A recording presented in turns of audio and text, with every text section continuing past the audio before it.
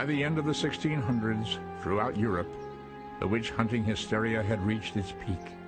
Thousands were arrested and brought before inquisitors for examination.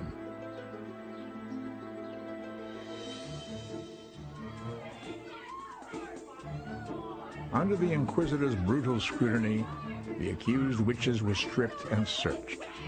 Then they were prodded mercilessly with long needles to find the mark of the devil.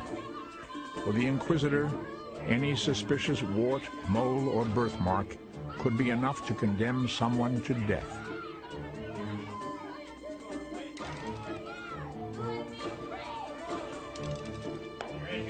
Once evidence of witchcraft was found, a confession was required, for it was against the law to execute a witch without one.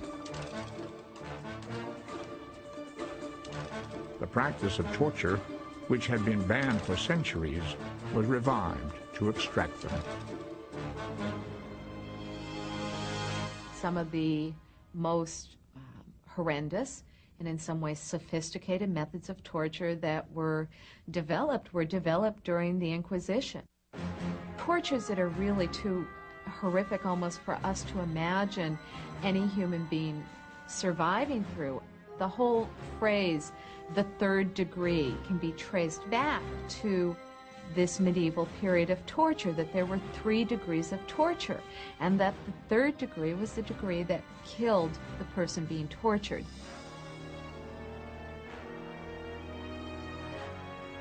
Instruments such as thumb screws, leg screws, head clamps, and the Iron Maiden were all designed to inflict unbearable pain.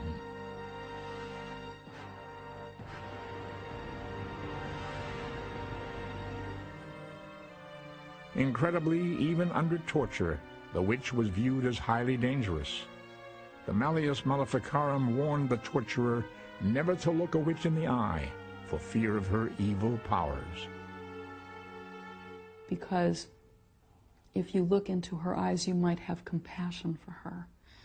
And in the book it says this is her casting her spell on you. But what that means is there was no room left for the inquisitor to have any compassion for the person that was being tortured. Under torture, most accused witches confessed to the most heinous of crimes. To avoid more suffering, they told their torturers what they thought they wanted to hear. In the hope of